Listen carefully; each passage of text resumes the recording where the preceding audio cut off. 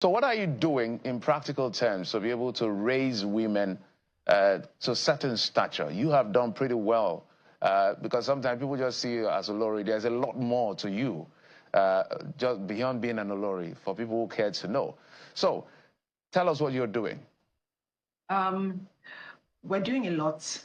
We understand that when His Majesty assumed the throne in 2021, our goal is to develop our people. Our goal is to bring development to our land. Our goal is to work hand in hand with government to ensure that the Warri Kingdom is established to the fullness of her potential. And so we came up with the Royal Iwere Foundation, which, like I just said, is the humanitarian arm of the throne. And with the Royal Iwere Foundation, this is how we reach our people at the grassroots. We thought about it and we thought to ourselves that, you know, it's one thing to build roads or to look for how we can get investments to build roads and build schools and, you know, develop infrastructure, which is great. But it's even more important that we develop our people who can then develop their communities. And so the aim of the Royal Iwere Foundation is to raise a people to literally transform society. It's transformation or education through transformation. And so our core focus areas, like I said, are education, empowerment, and environment. And we run about 13 programs across these three thematic areas with a main focus on women, because it's my core belief, when you educate a woman, you educate an entire society. We are just natural builders. And so we focus on our women. We have a few programs. I'll just share a couple of them with focusing on women. Ore, which is our healthcare arm, which focuses on maternal or dealing with limiting maternal mortality and infant mortality, also just by providing healthcare to our women frequently in our communities, especially the communities in our riverine areas.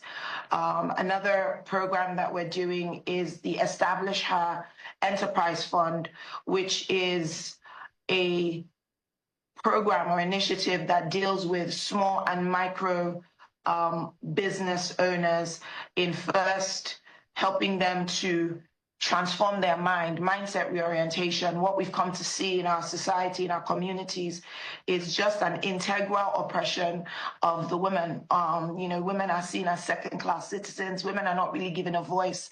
And so internally, there's a bias that women have and hold against themselves, that they don't have a voice, they don't have an opinion. And so Establish Her is looking first, whether it's a 9-month program, but within the first month, we then upskill them with different skills, whether it be in hairdressing, in business development and enterprise development.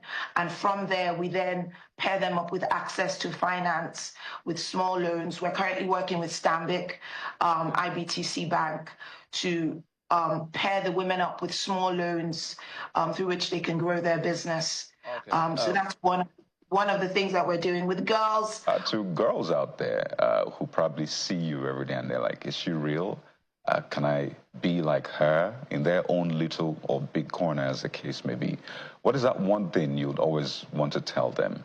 It's still very humbling, and I say it with all humility, it's still very humbling to think or to even be perceived as somebody to look up to, a role model. And I take it with huge responsibility. Actually, I don't take it lightly to know that in the space that I'm in, there are people and young girls that are looking up to me. I don't take that very lightly. But if there's one thing that I have to say to them, it would be to not be afraid to own who they are. I think as girls, as women, especially very early on, we unfortunately or fortunately have people write our scripts for us. You know, as girls, you're told, don't do this, you're going to be somebody's wife. Don't, shine too much. You're going to be, you'll be looked at as too strong. You'll be looked at as too outspoken. Smile and don't